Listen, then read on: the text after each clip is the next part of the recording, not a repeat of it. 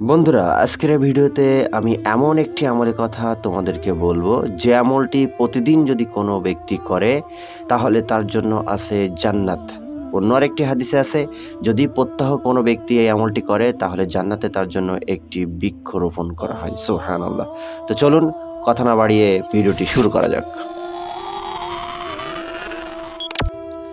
আল্লাহ রসুল সাল্লাল্লাহু আলাইহি ওয়াসাল্লাম বলেন, যে কোনো মুসলিম বান্দা প্রত্যহ বা প্রত্যেক দিন আল্লাহ তাআলার উদ্দেশ্যে 12 রাকাত নফল ফরজ ব্যতীত সুন্নত নামাজ পড়লেই আল্লাহ তাআলা জান্নাতে তার জন্য এক গৃহ নির্মাণ করেন, অথবা তার জন্য জান্নাতে এক ঘর নির্মাণ করা হয়।